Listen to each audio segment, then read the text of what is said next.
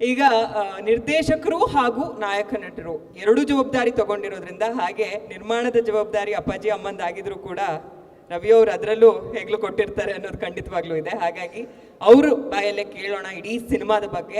7ನೇ ತಾರೀಕು cinema release ಬೇರೆ ಇದೆ, ಹಾಗಾಗಿ ತುಂಬಾ ಮಾತಾಡ್ಬೇಕು ಇವತ್ತು. ನೀವು ದಯವಿಟ್ಟು ವೇದಿಕೆ ಮೇಲೆ ಬರ್ಬೇಕಂತ ರಿಕ್ವೆಸ್ಟ್ ಮಾಡ್ತಾ ಇದ್ದೀನಿ. ಅಪರೂಪದ ಪ್ರತಿಭೆ ಇವರು. 2ನೇ ಸಿನಿಮಾಗೆ ಡೈರೆಕ್ಟರ್ ಹ್ಯಾಟ್ ತೊಡೋದಿದೆಯಲ್ಲ, ಸುಮ್ಮನೆ ಮಾತು ಖಂಡಿತ ಅಲ್ಲ. Over to you sir. ತುಂಬ ಅಂದ್ಕೊಂಡೆ ಏನು ಮಾತಾಡಬೇಕು ಅಂತ ಡಿಸೈಡ್ ಬರ್ಕೊಂಬರೋಣ ಅಂತೆಲ್ಲ. ಯಾವುದಕ್ಕೂ ಟೈಮ್ ಆಗಲಿಲ್ಲ. ಸೊ ಮನ್ಸಿಗೆ ಬಂದಿದ್ದು ಮಾತಾಡ್ಬಿಡ್ತೀನಿ. ಏನಾದ್ರು ತಪ್ಪಾದರೆ ಕ್ಷಮಿಸ್ಬಿಡಿ. ಮೊದಲನೇದಾಗಿ ಮಾಧ್ಯಮದವ್ರಿಗೆ, ಇಲ್ಲಿ ಬಂದಿರೋವಂಥ ಫ್ರೆಂಡ್ಸ್, ಫ್ಯಾಮಿಲಿ ಎಲ್ರಿಗೂ ನಮಸ್ಕಾರ. Uppi sir, thank you so much sir. This means a lot to me. ನನಗೆ ಉಪ್ಪಿ ಸರ್ನ ನಾನು ಫಸ್ಟ್ ಟೈಮ್ ಮೀಟ್ ಮಾಡಿದ್ದು ಎ ಸಿನಿಮಾದು 100 ಡೇಸ್ ಫಂಕ್ಷನಲ್ಲಿ. ಅವಾಗಿನ್ನೂ ಚಿಕ್ಕ ಹುಡುಗ. ಗುರು ಅಂಕಲ್ ಅಂತ ಒಬ್ಬರಿದ್ದರು, ಅವ್ರು ಇವಾಗಿಲ್ಲ. ಅವ್ರಿಗೆ ಇಲ್ಲಿಂದಾನೆ ಒಂದು ಥ್ಯಾಂಕ್ ಯು. ಯಾಕಂದರೆ ಅವರೇ ಮೊದಲನೇ ಸೇತುವೆ ನನಗೂ ಉಪ್ಪಿ ಸರ್ಗೂ. ಅವರೇ ಕರ್ಕೊಂಡೋಗೋರನ್ನ ಮೀಟ್ ಮಾಡಿಸಿದ್ದು. ಅದಕ್ಕೂ ಮುಂಚೆ ಎ ಸಿನಿಮಾ ನೋಡ್ಕೊಂಡು ಹೋಗಿದ್ದೆ. ಆ ಸಿನಿಮಾ ನೋಡಿದ್ದಕ್ಕೂ ಉಪ್ಪಿ ಸರ್ನ ಎದುರುಗಡೆ ನೋಡೋದಕ್ಕೂ ಆ ಎನರ್ಜಿ, ಆ ಚಾರ್ಮು ನಮಗೆ ನನ್ನ ಲೈಫಲ್ಲಿ ನಾನು ಫಸ್ಟ್ ಟೈಮು ನಾನು ಇವ್ರ ಫ್ಯಾನು ಅಂತ ಹೇಳಿದ್ದು ಅಂದರೆ ಅದು ಉಪ್ಪಿ ಸರ್ಗೆ. ಅಲ್ಲಿಂದನೇ ಅವ್ರು ಯಾವಾಗ ಮೈಸೂರಿಗೆ ಬಂದರು, ಗುರು ಅಂಕಲ್ ಹಿಂಸೆ ಕೊಟ್ಟು ನಾನು ಅವ್ರನ್ನ ಮೀಟ್ ಮಾಡಬೇಕು ಅಂತ ಅವ್ರು ಎಲ್ಲಿ ಶೂಟಿಂಗ್ ನಡೀತಿದ್ರು ನಾನು ಹೋಗಿ ಅವ್ರನ್ನ ಮೀಟ್ ಮಾಡಿಬಿಟ್ಟು ಬರ್ತಾಯಿದ್ದೆ. ಅದಾದಮೇಲೆ ಮಧ್ಯ ಸ್ವಲ್ಪ ಗ್ಯಾಪ್ ಆಗೋಯ್ತು. ಮಧ್ಯ ನಾನು ಹೋಗ್ತಿರ್ಲಿಲ್ಲ. ಸ್ವಲ್ಪ ಇಲ್ಲಿ ಕೂತಿದ್ದಾರೆ ಫ್ರೆಂಡ್ಸ್ ಸಹವಾಸಗಳೆಲ್ಲ ಆಗೋಯ್ತು ನನಗೆ. ಅವ್ರ ಜೊತೆ ಓಡಾಡೋಕ್ಕೆ ಶುರು ಮಾಡಿಬಿಟ್ಟೆ. ಸೊ ಅವ್ರಿಗೆ ಆ ಕಡೆ ಜಾಸ್ತಿ ಹೋಗ್ತಿರ್ಲಿಲ್ಲ. ಅದಾದಮೇಲೆ ಸಿನಿಮಾ ಮಾಡಬೇಕು ಅನ್ನೋ ಯೋಚನೆ ಬಂದಾಗ ಬ್ಯಾಂಗ್ಳೂರಿಗೆ ಹೊರಡ್ತೀನಿ ನಾನು. ಮೈಸೂರಿಂದ ಬ್ಯಾಂಗ್ಳೂರಿಗೆ ಹೊರಡ್ತೀನಿ. ಬ್ಯಾಂಗ್ಳೂರಿಗೆ ಹೋಗಿ ಯಾವ ಥರ ಮಾಡೋದು, ಹೇಗೆ ಮಾಡೋದು ಅಂತ ಯೋಚನೆ ಮಾಡೋ ಟೈಮಲ್ಲಿ, ಅದರ ಕ್ಲಾಸಸ್ಗೆ ಸೇರ್ಕೊಳ್ಳ ಅಂತ ಯೋಚನೆ ಮಾಡೋ ಟೈಮಲ್ಲಿ ಉಪ್ಪಿ ಸರು ಉಪ್ಪಿಟ್ಟು ಸಿನಿಮಾ ಸ್ಟಾರ್ಟ್ ಮಾಡ್ತಾ ಇದ್ದಾರೆ ಅಂತ ಗೊತ್ತಾಗುತ್ತೆ. ಆ ಯೂನಿವರ್ಸಿಟಿಗಿನ್ನ ಇನ್ನು ಯಾವ ಕ್ಲಾಸ್ ಕಲಿತು ನಾನು ಏನು ಮಾಡೋಕ್ಕಾಗತ್ತೆ ಅಂತ ಇಮಿಡಿಯೇಟ್ ಅವ್ರ ಹತ್ರ ಓಡೋಗ್ತೀನಿ. ಅಲ್ಲಿ ಕರ್ಕೊಂಡು ಹೋಗೋದು ಪುರ್ಷಿ ಅಂತ, ಉಪ್ಪಿ ಸರ್ ಸ್ನೇಹಿತರು. ಅವರು ಇವತ್ತಿಲ್ಲ, ಅವ್ರಿಗೂ ಇಲ್ಲಿಂದಾನೇ ಒಂದು ಥ್ಯಾಂಕ್ಸ್. ಅವರು ನನಗೆ ಉಪ್ಪಿ ಸರ್ ನಡುವಿನ 2ನೇ ಸೇತುವೆ ಥರ. ಅಲ್ಲಿ ಕರ್ಕೊಂಡು ಹೋದರು. ಬಟ್ ಉಪ್ಪಿ ಸರ್ಗೆ ಮೀಟ್ ಮಾಡಿಬಿಟ್ಟು, ಸರ್ ಸಿನಿಮಾ ಕಲಿಬೇಕು, ನನಗೆ ನಿಮ್ಮ ಅಂಡರ್ ಕೆಲಸ ಮಾಡ್ತೀನಿ ಅಂತ ಹೇಳಿದೆ. ಉಪ್ಪಿ ಸರ್ ನೋಡಿದ್ರು, ಇವರೆಲ್ಲ ಆರಾಮಾಗಿ ಬೆಳೆದ ಹುಡುಗರು, ಏನ್ರಿ ಕೆಲಸ ಮಾಡ್ತಾರೆ ಇಲ್ಲಿ ಅನ್ನೋ ಯೋಚನೆ ಇತ್ತು ಅನಿಸುತ್ತೆ. ಸೊ ಅವರು, ಇಲ್ಲಪ್ಪ ಯಾವುದೂ ಇಲ್ಲ ಇಲ್ಲಿ, ಇವಾಗೆಲ್ಲ 3 ದಿನದಲ್ಲಿ ಶೂಟ್ ಸ್ಟಾರ್ಟ್ ಆಗ್ತಿದೆ ಕಣ, ಇವಾಗ ನೀನು ಬಂದು ಏನು ಮಾಡ್ತೀಯ ಇಲ್ಲಿ, ಬೇಡ ನನ್ನ ಹತ್ರ ಇದ್ದರೆ ಹೇಳ್ತೀನಿ ಬಿಡು ಅಂದರು. ನಾನು ಸರ್ ನನಗೊಂದು ಸಣ್ಣ ರೋಲ್ ಆದರೂ ಪರವಾಗಿಲ್ಲ, ಸುಮ್ಮನೆ ಯಾವುದೋ ಒಂದು ಕೆಲಸ ಆದರೂ ಪರವಾಗಿಲ್ಲ, ನನಗೆ ಸಿನಿಮಾ ಏನು ಅಂತಲೇ ಗೊತ್ತಿಲ್ಲ. ಸೊ ಸಿನಿಮಾ ಏನು ಅಂತ ಕಲಿಬೇಕು ನನಗೆ ಅಂತ. ಸರಿ, ಏನೂ ಇಲ್ವಲ್ಲ, ಏನು ಮಾಡ್ತೀಯ ಅಂದರು. ನಾನು ಸರ್ ಸುಮ್ಮನೆ ಬಂದು ನಿಂತ್ಕೊಂಡು ನೋಡ್ಕೊತೀನಿ ಅಂದೆ. ಆಯಿತು ಬಾ ನಿಂತ್ಕೊಂಡು ನೋಡ್ಕೊ ಅಂದರು. ಒಂದು ದಿನ ಹೋದೆ, ಯಾವುದೋ ಕಾಂಟ್ಯಾಕ್ಟ್ ನಂಬರ್ ಸಿಕ್ತು, ಎಲ್ಲಿ ಶೂಟ್ ನಡೀತಾ ಇದೆ ಕೇಳ್ಕೊಳ್ಳೋದು. ಒಂದು ದಿನ ಹೋದೆ. ಶೂಟಲ್ಲಿ ನಾರ್ಮಲ್, ಅದು ಅವ್ರದ್ದು ತಪ್ಪು ಅನ್ನೋಕ್ಕಾಗಲ್ಲ. ಒಂದು ಮನೇಲಿ ನಡಿಬೇಕಾದ್ರೆ ವಾಕಿಂಗ್ ಸ್ಪೇಸ್ ಕಡಿಮೆ ಇರುತ್ತೆ. ಅಲ್ಲಿ ಎಲ್ಲಿ ನಿಂತ್ಕೊಂಡ್ರೂ ಶೂಟಿಂಗ್ ನಡಿಬೇಕಾದ್ರೆ ಯಾರಪ್ಪ ಈ ಕಡೆ ಬರ, ಯಾರ ಈ ಕಡೆ ಬರೋ ಅನ್ನೋರು. ನಮಗದೆಲ್ಲ ಅಭ್ಯಾಸ ಇಲ್ಲ. ಬಟ್ ಏನೋ ಕೋಪ ತಡ್ಕೊಂಡು ಇಲ್ಲ ಕಲಿಬೇಕು ಅನ್ನೋ ಆಸೆಯಲ್ಲಿ ಅಲ್ಲಿ ನಿಂತ್ಕೊಂಡು ಎಲ್ಲ ಆ ಕಡೆ ಕಳ್ಸಿರಿ, ಆ ಕಡೆ ಹೋಗು, ಈ ಕಡೆ ಕಳ್ಸಿರಿ, ಈ ಕಡೆ ಹೋಗು. 3 ದಿನ ಮಾಡಿದೆ. 3ನೇ ದಿನ ಮಂಜಯ್ಯ ಅಂತ ಉಪ್ಪಿ ಸರ್ನ ನೋಡ್ಕೊಳ್ಳೋರು ಒಬ್ಬರಿದ್ರು. ಅವರು ಹಿಂಗೆ ನಿಂತಿದ್ದೆ, ಯಾರೋ ನೀನು ಹೋಗೋ ಸೈಡ್ಗೆ ಅಂದರು. ನನಗೆ 3ನೇ ದಿನ ತುಂಬ ತಡ್ಕೊಂಡು ಹಿಂಸೆ ಆಗ್ಬಿಟ್ಟಿತ್ತು. ಏನ್ರಿ ಪ್ರಾಬ್ಲಮ್ ನಿಮ್ಗೆ ಇಲ್ಲಿ ನಿಂತಿದ್ರೆ ಅಂತ ಜೋರಾಗಿ ಅಂದ್ಬಿಟ್ಟು ಉಪ್ಪಿ ಸರ್ ನೋಡಿದ್ರು. ಅವ್ರನ್ನ ನೋಡ್ಬಿಟ್ಟು ಮಂಜಯ್ಯ ಸುಮ್ಮನೆ ಇರು ಅಂದರು. ಆಮೇಲೆ ಮತ್ತೆ ಆಚೆ ಬಂದು ಮತ್ತೆ ಪುರುಷಿಯವ್ರನ್ನ ಕರೆಸ್ಕೊಂಡು ಮತ್ತೆ ಅವ್ರಿಗೆ ಹೇಳಿ, ಸರ್ ಅವ್ರದ್ದು ತಪ್ಪಲ್ಲ, ಅಲ್ಲಿ ಎಲ್ರಿಗೂ ಅದು ಅನಿಸುತ್ತೆ, ನೀವು ಶೂಟಿಂಗ್ ಜಾಗದಲ್ಲಿ ಬಂದು ಸುಮ್ಮನೆ ಮಧ್ಯದಲ್ಲಿ ನಿಂತಿದ್ದಾನೆ ಅಂತ. ಸೊ ಅವ್ರದ್ದು ತಪ್ಪಲ್ಲ, ಬಟ್ ನನಗೆ ಯಾವ್ದಾದ್ರು ಒಂದು ಕೆಲಸ ಅಂತ ಕೊಟ್ಬಿಟ್ರೆ ಅಲ್ಲಿ ಕೂರಕ್ಕೆ ಅಲ್ಲಿ ಇರೋದಕ್ಕೊಂದು ಬೆಲೆ ಇರುತ್ತೆ ಅಂತ ಹೇಳಿ ಮತ್ತೆ ಪುರುಷಿಯವರೇ ಉಪ್ಪಿ ಸರ್ ಹತ್ರ ಹೋಗಿ ಮಾತಾಡಿ ಯಾವುದಾದ್ರೂ ಒಂದು ಕೆಲಸ ಕೊಡುವಂತ. ಉಪ್ಪಿ ಸರ್ ಮೋಸ್ಟ್ಲಿ ಹೇಳಿದ್ರು ಅನ್ಸುತ್ತೆ ಪುರುಷಿಯವ್ರಿಗೆ, ಅವರೆಲ್ಲ ಮಾಡ್ತಾರೇನ್ರಿ ಡೈರೆಕ್ಷನ್ ಡಿಪಾರ್ಟ್ಮೆಂಟಲ್ಲಿ ಕೆಲಸ, ಇಲ್ಲಿ ಎಲ್ಲ ಕೆಲಸನೂ ಮಾಡಬೇಕಾಗತ್ತೆ ಅಂತ. ಪುರ್ಷಿ ಸರ್ ಆಮೇಲೆ ಹೆಂಗೋ ಒಪ್ಪಿಸಿ ಸರಿ ಆಯಿತು ಅಂತ ಡೈರೆಕ್ಷನ್ ಡಿಪಾರ್ಟ್ಮೆಂಟಲ್ಲಿ ಒಬ್ಬರನ್ನ ಕರೆಸಿ ಒಪ್ಪಿ ಸರ್ ಇವ್ರನ್ನ ಜೊತೆಗೆ ಹಾಕ್ಕೊಳ್ರಿ ಅಂದರು. ಅಲ್ಲಿ ನನ್ನ ತಲೆಯಲ್ಲಿ ಇದ್ದಿದ್ದು ಒಂದೇ, ಅವರು ಬೇಕು ಅಂತ ನಾನು ಇಲ್ಲಿ ಕರ್ಕೊಂಡಿಲ್ಲ, ನಾನೇ ಫೋರ್ಸ್ ಮಾಡಿ ಒಳಗೆ ಬಂದಿದ್ದೀನಿ. ಸೊ ನನ್ನಿಂದ ಇಲ್ಲಿ ಏನೋ ಒಳ್ಳೇದಾಗದಿದ್ರೂ ಪರವಾಗಿಲ್ಲ, ನನ್ನಿಂದ ಏನೋ ತಪ್ಪಾಗಬಾರ್ದು ಅನ್ನೋದೊಂದು ತುಂಬ ಸ್ಟ್ರಾಂಗ್ ಆಗಿ ನನ್ನ ತಲೆಯಲ್ಲಿತ್ತು. ಆಮೇಲೆ ಸ್ಕ್ರಿಪ್ಟೆಲ್ಲ ಮುಗಿದ ಮೇಲೆ ನಾನು ಹೋಗಿ ಜಾಯ್ನ್ ಆಗಿದ್ದರಿಂದ ಸ್ವಲ್ಪ ನನಗೆ ಸ್ಕ್ರಿಪ್ಟೆಲ್ಲ ಅಷ್ಟೊಂದು ಗೊತ್ತಿಲ್ಲ, ಜಾಸ್ತಿ ರೆಸ್ಪಾನ್ಸಿಬಿಲಿಟೀಸ್ ಇರ್ತಿರ್ಲಿಲ್ಲ ನನಗೆ. ಬೇರೆಯವರಿಗೆಲ್ಲ ನೀವು ಆರ್ಟಿಸ್ಟ್ ನೋಡ್ಕೊಳ್ಳಿ, ನೀವು ಸ್ಕ್ರಿಪ್ಟ್ ಕರೆಕ್ಟಾಗಿ ಡೈಲಾಗ್ಸ್ ನೋಡ್ಕೊಳ್ಳಿ ಅಂತೆಲ್ಲ ಜವಾಬ್ದಾರಿಗಳಿರೋದು. ನನಗೆ ಯಾವುದೂ ಆ ಥರ ಇರಲಿಲ್ಲ ಲೇಟಾಗಿ ಹೋಗಿ ಜಾಯ್ನ್ ಆಗಿದ್ದರಿಂದ. ಸೊ ನನ್ನ ತಲೆಯಲ್ಲಿ ಇದ್ದಿದ್ದು ಒಂದೇ, ಉಪ್ಪಿ ಸರ್ ಯಾವಾಗ ತಿರುಗಿದ್ರು ನಾನು ಕಾಣಿಸ್ಕೋಬೇಕು, ಅವ್ರಿಗೆ ಏನಾರು ಬೇಕು ಅಂದರೆ ನಾನು ಅಲ್ಲಿ ಇರಬೇಕು, ಬೇರೆಯವರೆಲ್ಲ ಏನಾರು ಕೆಲಸ ಮಾಡ್ತಿರ್ತಾರಲ್ಲ ಅಂತ ತಲೆಯಲ್ಲಿ ಇಟ್ಕೊಂಡು ಯಾವಾಗಲೂ ಹಿಂದೆ ನಿಂತಿರ್ತಿದ್ದೆ. ಸರಿಗೆ ನೆನಪಿದೆಯೋ ಇಲ್ಲೋ ಗೊತ್ತಿಲ್ಲ, ಅವ್ರು ಶೂಟ್ ಮಾಡ್ತಾ ಏನೋ ಚೇರಿಂದ ಹಿಂಗೆ ತಿರುಗಿ ನೋಡಿದ್ರೆ ಅಲ್ಲಿ ನಿಂತಿರ್ತಿದ್ದೆ ನಾನು ಸರ್ ಅಂತ. ಮಧ್ಯ ಒಂದು ಸ್ವಲ್ಪ ಅವಾಗ ಸಿಗರೇಟ್ ಹೊಡಿ ಅಭ್ಯಾಸ ಆಯಿತು, ಅವಾಗ ಮಾತ್ರ ಆಚೆ ಹೋಗಿ ಬಂದ್ಬಿಡ್ತಾ ಇದ್ದೆ, ಇಲ್ಲಾಂದರೆ ಉಪ್ಪಿ ಸರಿಂದ ಯಾವಾಗಲೂ ನಿಂತಿರ್ತಿದ್ದೆ.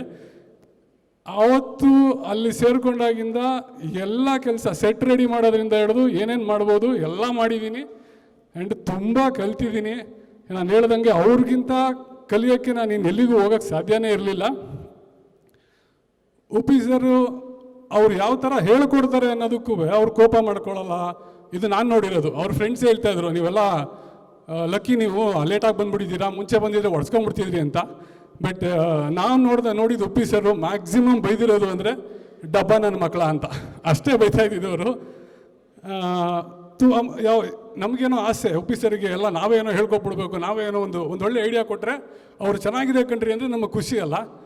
ಸೊ ಅದಕ್ಕೆ ಅಂತ ಏನೇನೋ ಹೇಳೋದು ಬೇಡದೇ ಇರೋದೆಲ್ಲ ಅದು ಅವ್ರಿಗೂ ಗೊತ್ತು. ಬೇರೆ ಯಾರು ಅವ್ರ ಜಾಗದಲ್ಲಿ ಇದ್ದೀರ. ಸುಮ್ಮನೆ ಒಂದು ಎಕ್ಸಾಂಪಲ್ ಕೊಡ್ತೀನಿ. ಅವ್ರ ಮನೇಲಿ ಶೂಟ್ ಮಾಡ್ತಾ ಇದ್ದೀವಿ, ಕ್ಯಾಮ್ರಾ ಆ್ಯಂಗಲ್ಗಳೆಲ್ಲ ಮನೆ ಒಳಗಡೆ ಇದೆ. ನಾನು ಹೋಗ್ಬಿಟ್ಟು ಏನೆಲ್ಲ ಒಳಗಡೆನೇ ಇಡ್ತೀರಲ್ಲ, ಸಿನಿಮಾನೇ ಗೊತ್ತಿಲ್ಲದೆ ಇರೋನು ಉಪ್ಪಿ ಸರ್ಗೆ ಹೋಗ್ಬಿಟ್ಟು ಶಾರ್ಟ್ ಹೇಳ್ಕೊಟ್ಬಿಟ್ಟಿದ್ದೀನಿ. ಸರ್ ಎಲ್ಲ ಒಳಗಡೆನೇ ಬರ್ತಾ ಇದೆ, ಸ್ವಲ್ಪ ಆಚೆಗೂ ಇಡೋಣ ಸರ್ ಚೆನ್ನಾಗಿದೆ ಅಂತ. ಬೇರೆ ಯಾರಾಗಿದ್ದರೆ ಮುಚ್ಕೊಂಡಾಗ ನನಗೆ ಗೊತ್ತು ಕೆಲಸ ಅಂದಿರೋರು. ಅಷ್ಟು ಬ್ಯುಸಿ ಇದ್ರೂ ಎಲ್ಲ ನೋಡ್ತಿದ್ರು. ಬನ್ರಿ ಇಲ್ಲಿ ಅದು ಹಂಗಲ್ಲ, ಹೊರಗಡೆ ಲೈಟಿಂಗು ಮತ್ತು ಒಳಗಡೆ ಲೈಟಿಂಗ್ ಮ್ಯಾಚ್ ಆಗಲ್ಲ, ಅದಕ್ಕೋಸ್ಕರ ನಾನು ಆ ಕಡೆ ಇಡ್ತಾ ಇಲ್ಲ ಅಂತ ಎಕ್ಸ್ಪ್ಲೇನ್ ಮಾಡಿ ಹೇಳಿ ಕಳಿಸಿದ್ರು. ಅದನ್ನು ನಾನು ಸಿನಿಮಾ ಒಂದು ಸ್ವಲ್ಪ ಕಲ್ತ ಮೇಲೆ ಯೋಚನೆ ಮಾಡಿದ್ರೆ ನಾನೇ ಅದನ್ನು ಯಾರು ಬಂದು ನನಗೆ ಹೇಳಿದರೆ ತಡ್ಕೋತಿದ್ನೋ ಇಲ್ವೋ ಅಂತ ಅನ್ನಿಸ್ತಿತ್ತು. ಅವ್ರು ಆ ರೀತಿ ಎಲ್ಲರನ್ನೂ ಯಾರು ಏನೇ ಹೇಳಿದ್ರು ಅಷ್ಟು ಪೇಷನ್ಸಿಂದ ಕೇಳಿ ಅದಕ್ಕೆ ಅರ್ಥ ಮಾಡಿಸಿ ಹೇಳೋರು. Sir thank you so much once again. And ನೀವು ಇವತ್ತು ನನ್ನ ಸಿನಿಮಾ ಟ್ರೇಲರ್ನ ಇಲ್ಲಿ ಬಂದು ಲಾಂಚ್ ಮಾಡ್ತಾ ಇರೋದು ನನಗೆ ಅದರಲ್ಲೇ ಒಂದು ಸಾರ್ಥಕತೆ ಇದೆ sir. Thank you so much.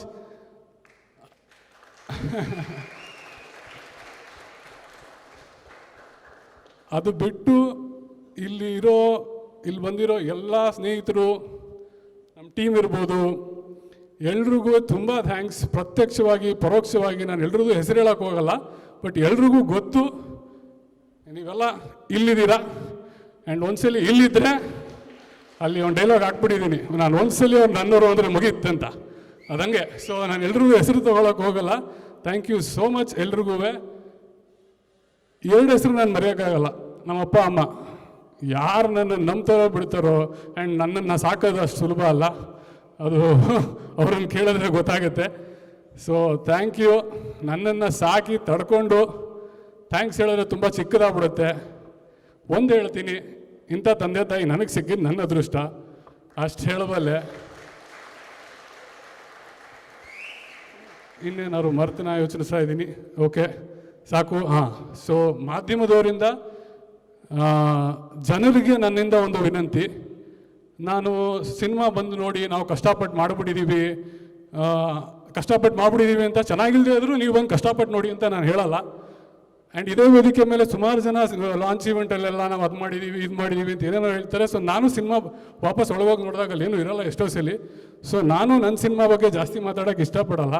ನಿಮ್ಮಲ್ಲಿ ನನಗಿರೋದು ಒಂದೇ ವಿನಂತಿ, 7ನೇ ತಾರೀಕು ಸಿನಿಮಾ ರಿಲೀಸ್ ಆದಾಗ ನಿಮ್ಮ ಗ್ರೂಪಲ್ಲಿ ಯಾರಾದರೂ ಒಬ್ಬನಾರು ಇದ್ದೇ ಇರ್ತಾನೆ. ಶುಕ್ರವಾರ ಅಂದರೆ ಒಂದು ಕನ್ನಡ ಸಿನಿಮಾ ನೋಡಬೇಕು ನೋಡೋನು ಅವನನ್ನು ನೀವು 7ನೇ ತಾರೀಕು ಕಾಲ್ ಮಾಡಿ ಸಿನಿಮಾ ಹೇಗಿದೆ ಅಂತ ಕೇಳಿ ಸಾಕು.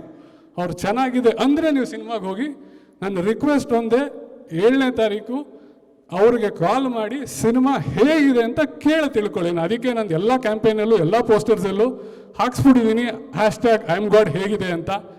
ನನಗೆ ನಿಮ್ಮಿಂದ ಬೇಕಾಗಿರೋದಷ್ಟೇ ಅದೊಂದು ಕ್ವೆಶ್ಚನ್, ಈ ಸಿನಿಮಾ ಹೇಗಿದೆ ಅಂತ ಕೇಳಿ ತಿಳ್ಕೊಳ್ಳಿ.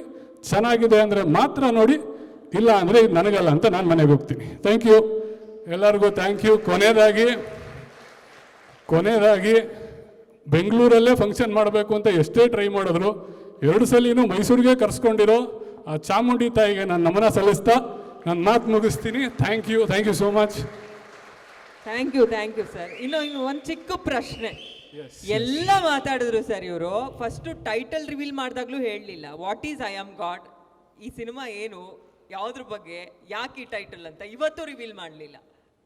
ಟ್ರೇಲರಲ್ಲೇ ಇದೆಯಲ್ಲ, ಅದಕ್ಕಿಂತ ನಾನು ಜಾಸ್ತಿ ಏನು ಮಾತಾಡಿದ್ರು ತಪ್ಪಾಗತ್ತೆ. ಹಾಂ, ಆ್ಯಂಡ್ ಇನ್ನೊಂದು ಹೇಳ್ತೀನಿ, ಆ ಟ್ರೇಲರಲ್ಲಿ ನೀವೇನು ನೋಡಿದ್ದೀರಾ ಅದು ತುಂಬ ಕಡಿಮೆ.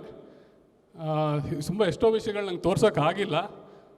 ತುಂಬ ಜನ ಪ್ರೀತಿಯಿಂದ ನಾನು ಒಳ್ಳೇದಕ್ಕೋಸ್ಕರನೇ ಹೇಳಿದ್ರು, ಇಲ್ಲ ಇನ್ನೊಂದು ಸ್ವಲ್ಪ ತೋರಿಸು ಅಂತ, ಅಂದರೆ ಗೊತ್ತಾಗಲಿ ಜನಕ್ಕೆ, ಒಳಗೆ ಬರಬೇಕು ಅಂತ. ನಾನು ಯೋಚನೆ ಮಾಡಿದೆ, ನಾನೇ ತಪ್ಪು ಮಾಡ್ತಾ ಇದ್ದೀನ, ಹೌದಾ ಇನ್ನೊಂದು ಸ್ವಲ್ಪ ತೋರಿಸ್ಬೇಕಾ ಅಂತ. ಬಟ್ ಅದೆಲ್ಲೋ ನನಗೆ ಯಾವ ಥರ ಫೀಲಿಂಗ್ ಕೊಡ್ತು ಅಂದರೆ, ನಾನೊಂದು ಕಾಫಿ ರೆಡಿ ಮಾಡಿ ಇಟ್ಕೊಂಡಿದ್ದೀನಿ, ಎಲ್ಲರೂ ಬಂದು ರುಚಿ ನೋಡಲಿ ಅಂತ. ಒಂದು ಕಾಫಿ ರೆಡಿ ಮಾಡಿ ಇಟ್ಕೊಂಡಿದ್ದೀನಿ, ಎಲ್ಲ ಬಂದು ರುಚಿ ನೋಡಲಿ ಅಂತ. ಆ್ಯಂಡ್ ಯಾರು ಬರದೇ ಹೋಗ್ಬಿಟ್ರೆ ಅನ್ನೋ ಭಯಕ್ಕೆ ಒಳಗೆ ಕರ್ಕೊಳ್ಳೋಕ್ಕೋಸ್ಕರ ಒಂದು ಸ್ವೀಟ್ ಕೊಡ್ತಾಯಿದ್ದೀನಿ. ಆ ಸ್ವೀಟ್ ತಿಂದು ಅವ್ರು ಒಳಗೆ ಬಂದರೆ ಕಾಫಿ ಟೇಸ್ಟ್ ಹೊಟ್ಟೋಗುತ್ತೆ. ಅದಕ್ಕೋಸ್ಕರ ಬೇಡ ಅಂತ ಎಷ್ಟಾಗುತ್ತೆ ಅಷ್ಟು ಮಾತ್ರ ತೋರಿಸಿದ್ದೀನಿ. ಸೊ ಇನ್ನೂ ತುಂಬ ಇದೆ. ಐನೋ ಯಾರೇ ಬಂದರೂ ಅವ್ರ ಸಿನಿಮಾ ಬಗ್ಗೆ ಇಲ್ಲ ಅದನ್ನೇ ಹೇಳೋದು. ಸೊ ಜಾಸ್ತಿನ ಮಾತಾಡೋಲ್ಲ. ಸಿನಿಮಾ ನೋಡಿ ಅನ್ನೋದಕ್ಕಿಂತ 7ನೇ ತಾರೀಕು ಹೇಗಿದೆ ಅಂತ ಕೇಳಿ ತಿಳ್ಕೊಳ್ಳಿ, ಅಷ್ಟು ಸಾಕು ನನಗೆ. Thank you. Okay thank you so much.